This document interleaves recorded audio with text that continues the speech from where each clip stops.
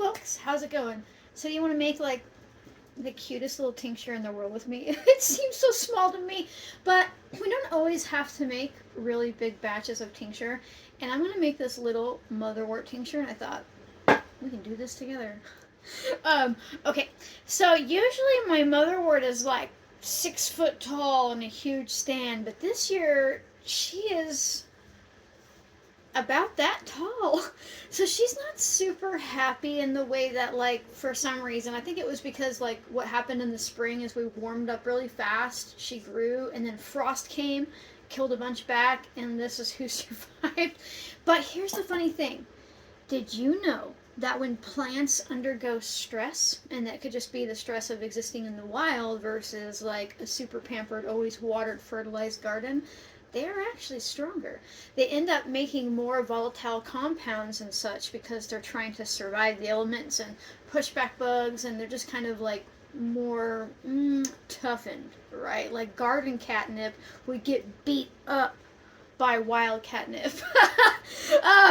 But okay, so motherwort's what I'm gonna do, and this little bitty tincture might be stronger than, let's say, something that I made last year because she has more of these compounds in her, and maybe that means this little tincture will last me a little while longer. So you've got your fresh motherwort, and you're gonna give her a little bit of a chop. Now, motherwort, a lot of people, if you've heard about motherwort, think about her for anxiousness, and that is definitely valid. She's really good at supporting your entire parasympathetic nervous system, which is what helps you calm down, rest, digest food, all that kind of stuff, and so much more. It's super complex stuff. But she's also pretty good as a nervine, meaning that she's going to stimulate GABA in your brain, which is a type of amino acid, essentially, that signals your brain to feel calm. Too much of a good thing can be bad, but little bits here and there working with nervines is pretty good. But did you also know that her Latin name, Leonurus cardiaca? I can't speak Latin. My genetics just, like, reject the invader language. Leonurus cardiaca means lion heart. And so motherwort is actually really good for cardiovascular function as well, right? But I also like her for a little bit of liver, gallbladder type function because she's in the bitter family. But I also like her for digestive health and just kind of calming down in general.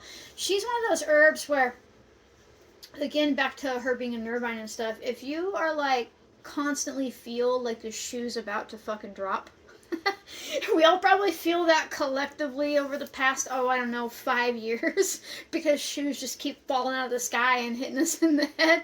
Motherwort's pretty good at helping you kind of like step back and feel safe. She's not like super sedating. She is one of those herbs where the less you use, the more you feel her. She has like a paradoxical reaction where like 3 or 4 drops might make you feel super drowsy, but like a whole dropper full, you might not necessarily feel her.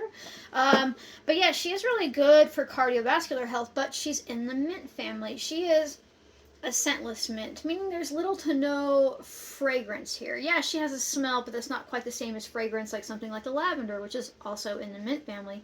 And the thing to know is, if you overdo it with pretty much any plant in the mint family, there's a handful that don't apply here, but majority in the mint family, you will down-regulate your thyroid function, and then you will feel tired and exhausted and start gaining weight and just wreck your entire HPA axis, right? Now, I don't want you to be terrified of motherwort or anyone else in the mint family, but she really asks us to cycle through the situation, right? Like, you don't want to, like, every day, all day, take huge amounts of motherwort.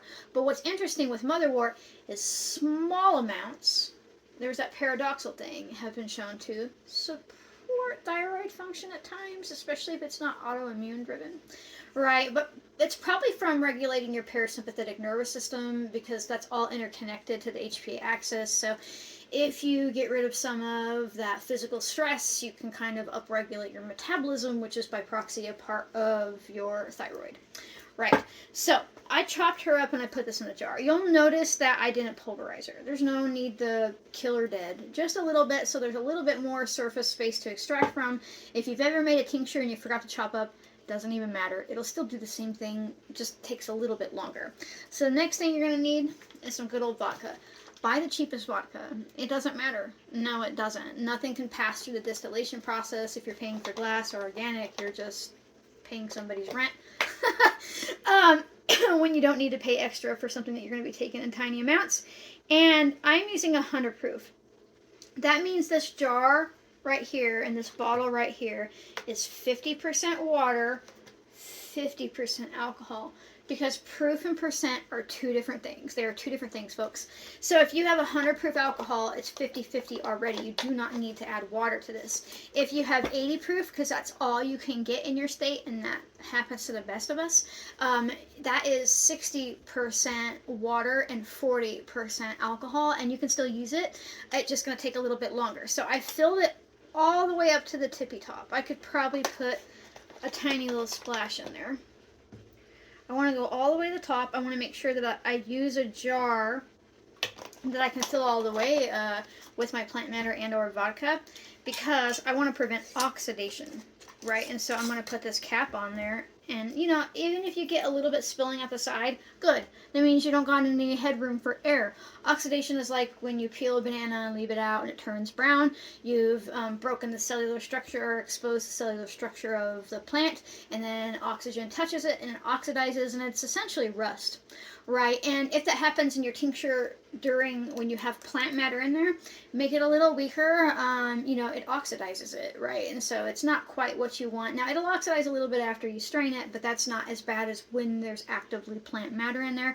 So choose a jar you can fill up, cut up plant matter, dump over vodka, put a cap on it. It really is that simple. And now I'm going to write what it is, because you will forget. If you start making a ton of tinctures and you get real busy and the months, the weeks, years, whatever go by, you're like, what the hell was that? You won't remember, even if you're a really good herbalist, unless it's something very visually specific. That's just green plants in a jar, right? If it's not blooms or something. So I'm going to write what she is.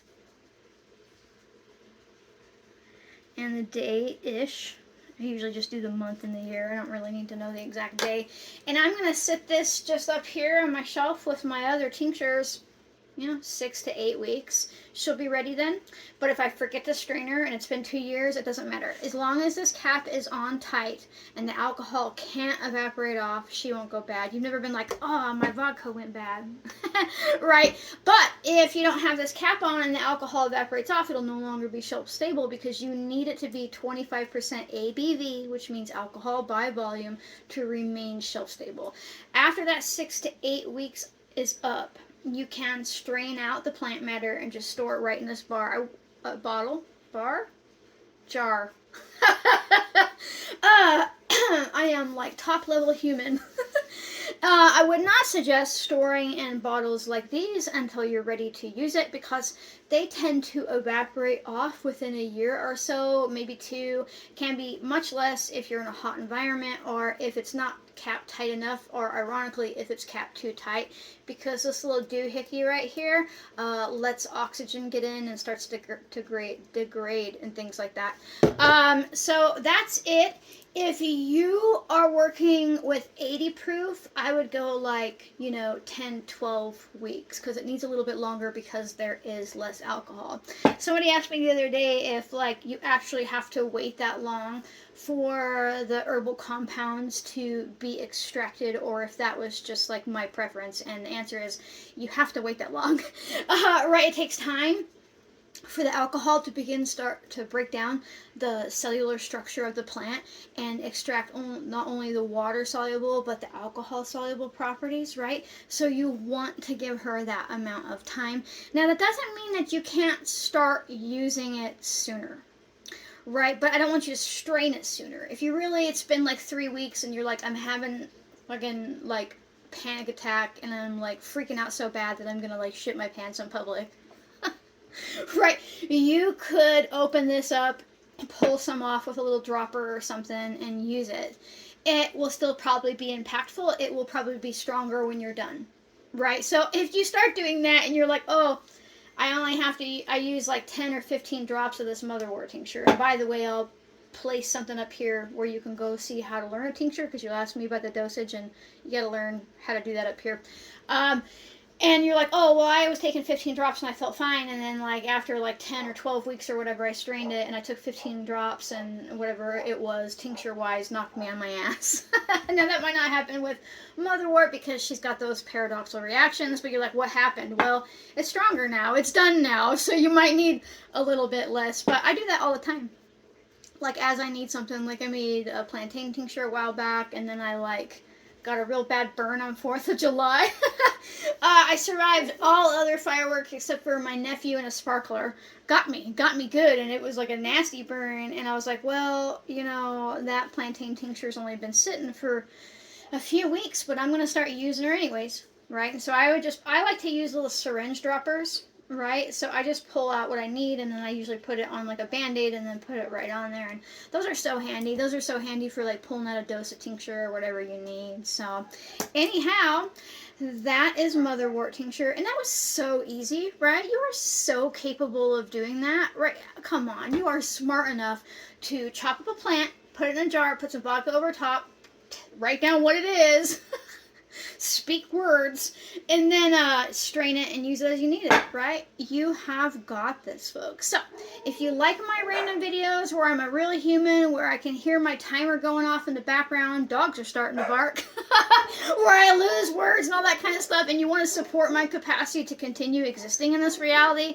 keep a roof over my head and vodka in my jars, consider becoming a member. It's just an easy way to support my ability to teach freely. You can join for less than $1 a month. Seriously, it's only 99 cents, so it's super easy. Also, make sure that you like, comment, subscribe, turn notifications, and share. Sharing is super important because it helps other people realize that they're smart enough to do this too, because it's true, and it helps the algorithm think that I'm a pretty cool person. So thanks for watching, folks, and I'll see you next time. Bye.